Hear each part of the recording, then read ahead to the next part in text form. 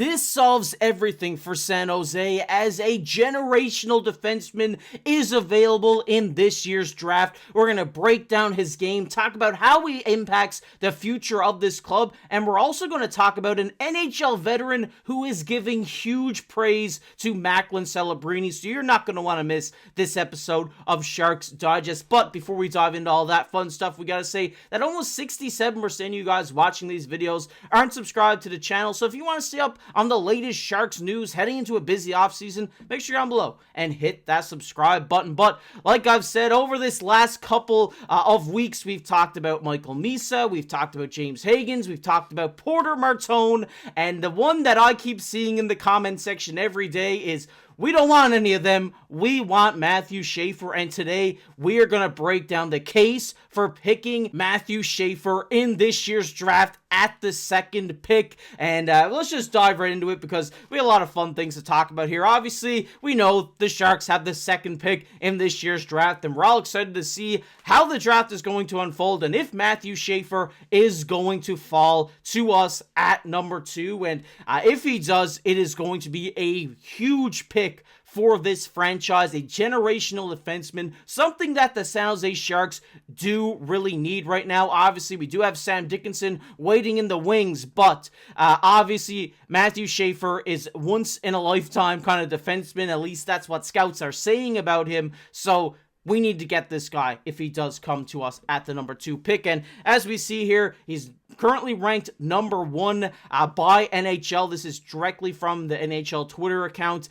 So they do project him to go number 1, but there are numerous mock drafts that have been shifting up and down over these last couple of weeks, with Misa at 1, with Schaefer at 1. It is really, you pick your guy at this point. It depends on what New York needs. Do they want a defenseman? Do they want a center? It's going to be interesting to see what happens in the draft, but we want Matthew Schaefer to fall to us at the number 2 pick, because yes, you look at his stats right now, he has 22 points this season in 17 games, but he did get injured during the World Junior Tournament over Christmas last year, obviously, and that hindered him for the whole season. He was out recovering, but that did not drop his rank at all because of how good he has proven to be over his career in the juniors, and of how prospects have talked about him. This guy is going to be a great defenseman. Just a little bit of a breakdown on his game if you aren't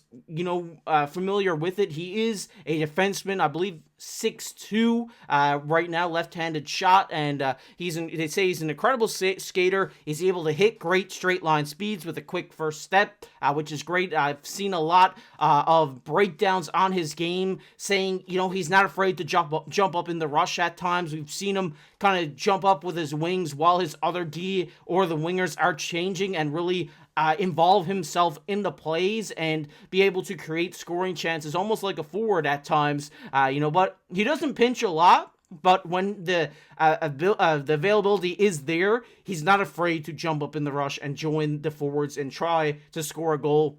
And I think that's great out of a defenseman, to have a defenseman that, isn't, just focused on protecting the net, but they are focused on generating offense as well. They also say here he's able to use his skating to carry puck possession end to end without losing a step, which is also great to hear, because he's able to carry the puck up the ice and not be able to lose any speed.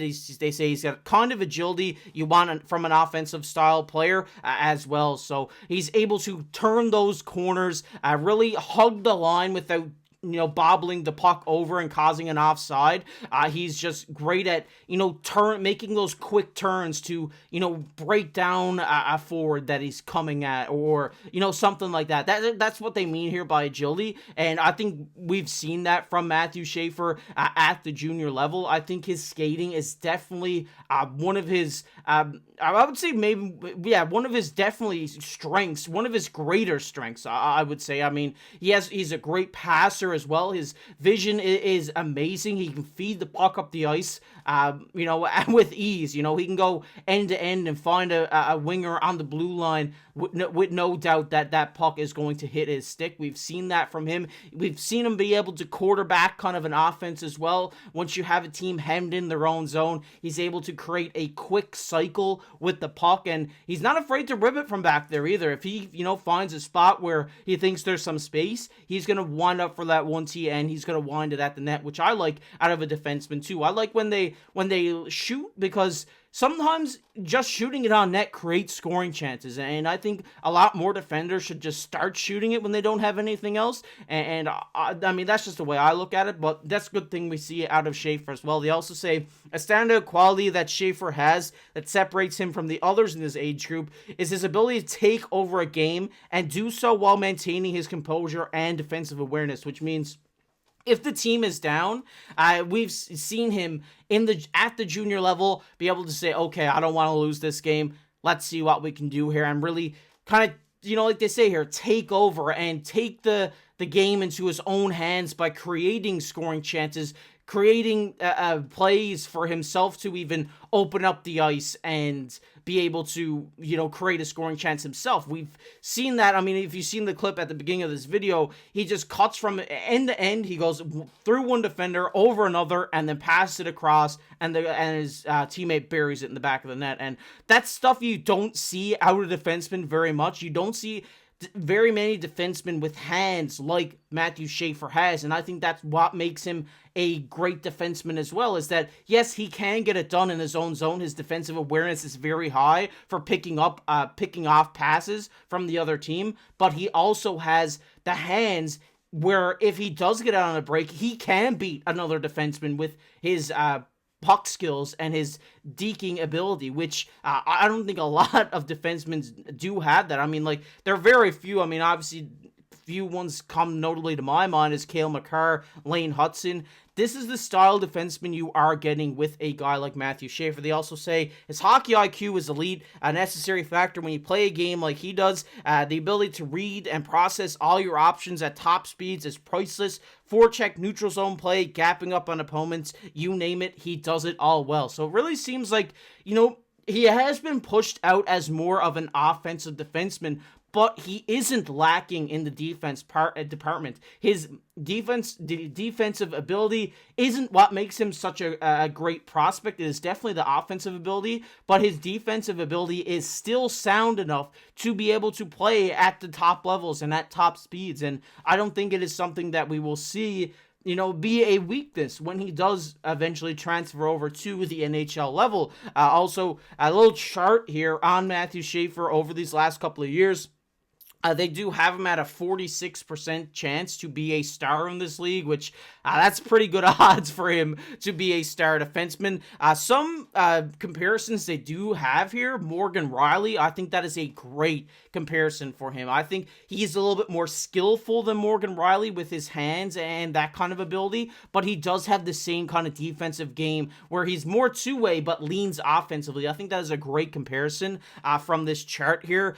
They also, see how big of an increase he's had year to year. Last year he was 34% to be a bust, and now he's 46% to be star potential. So it's great things out of Matthew Schaefer here. The one thing that kind of stumps me or makes me kind of think about, hey, I don't want to pick this guy, is we really haven't seen a lot of him. I mean, yes, we seen him last season have a great year in the juniors, but in the big year, his season going into the draft, he was injured. And does this injury affect him going forward? That is something that, is so nobody knows at this point, right? And that is definitely the risk you are taking with him, but I don't think it is that big of a risk. I think that this guy is a great player and a great prospect for our organization. I don't think, you don't want to select him because of injury reasons or because you haven't seen enough of him. I think he is definitely,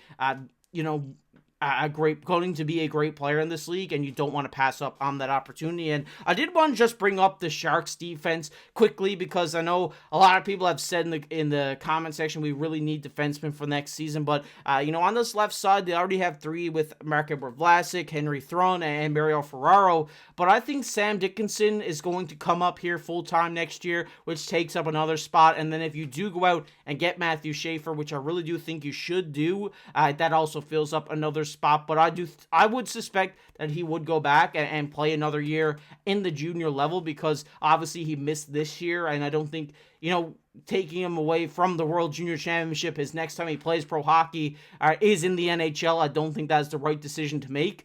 But I think this guy is going to be a tremendous player for this team in the future if they do go out to select him. If you're asking me right now, who am I taking in this year's draft, is really up in the air for me. I do like Matther Schaefer. I think he's the best option out of all. But if he gets taken at 1, I'm going with either Misa or Martone at the 2nd overall selection. I want to hear your guys' thoughts down below on who you're taking. Do you think Matther Schaefer is a good fit? Let me know down below. But before we wrap up this video, we got some great words about Macklin Celebrini from Nathan MacKinnon that I thought I should share with you guys. Obviously, Nathan MacKinnon has been a great leader around the NHL for years and years, and this is what he had to say about our boy Macklin. He said, he is miles ahead of where I was at 18.